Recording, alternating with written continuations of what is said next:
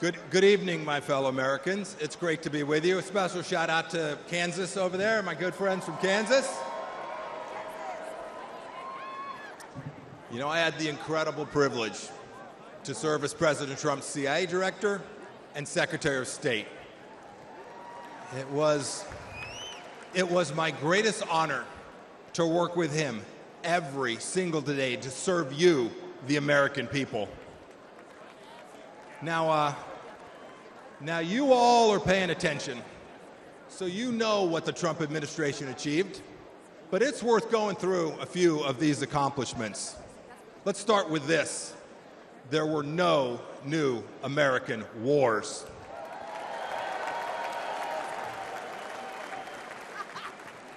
Our border, our southern border, closed.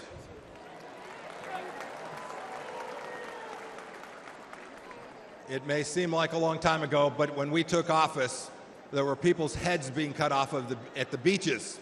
We destroyed ISIS and its caliphate. And you know, here's another fun fact. We never lost our Secretary of Defense for 2 weeks either.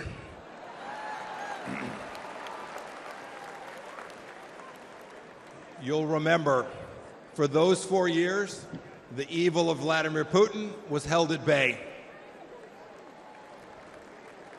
When we walked out, January of 2021, the Iranian regime was afraid, and the people of Israel were strong and secure, and we treated them like the friend and ally that they need to be. Everywhere we went, religious freedom was protected. We held 3 summits in North Korea, and North Korea was quieted. We'd begun an honorable exit from Afghanistan, and not a single Chinese spy balloon flew across the United States of America. 4 years. Had I been the Secretary of State and a Chinese spy balloon flew across our country, I would have been the former Secretary of State, and rightfully so. You know, under President Trump, the Chinese Communist Party, which to this day presents the greatest threat to our nation from outside of our country, we confronted it like never before. Look, ladies and gentlemen, in short, we put America first every single day.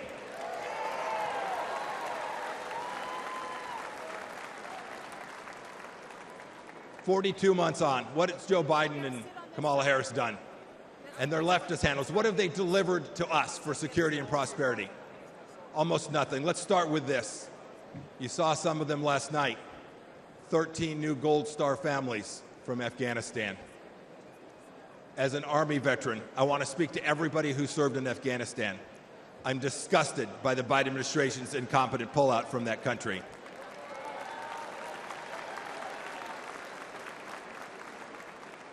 To those of you who served there, know this.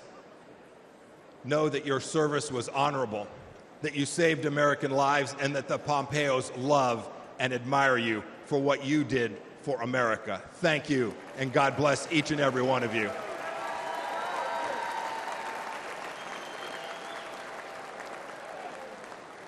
Every one of you has served in uniform, and the families of those, you deserve a president who will not check his watch while he is honoring our fallen brothers and sisters. It was indecent. And of course, it was that very weakness we saw in Afghanistan that prompted Putin's butchery in Ukraine. Last week, we saw what it meant. A children's hospital bombed, innocents killed. It did not have to be. And now, of course, a second war in Gaza. President Biden won't even talk about the fact that Americans are still being held there by the Iranian regime. Contrast that with what we did when Americans were wrongfully held. President Trump sent me to North Korea to bring home 3 American pastors. We brought them home.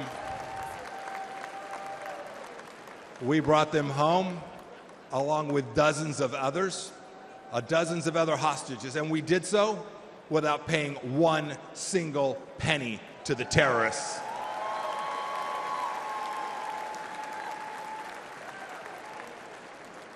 And what about Iran today? When Joe Biden eased up on President Trump's maximum pressure campaign, we gave money to the Ayatollah so he could cut more checks to the genocidal maniacs who conducted attacks, barbaric attacks in Israel. And now, of course, closer to home, a massive national security challenge. Our southern border is a welcome mat. It's a welcome mat for Islamist terrorists, drug dealers, Chinese spies, and violent criminals.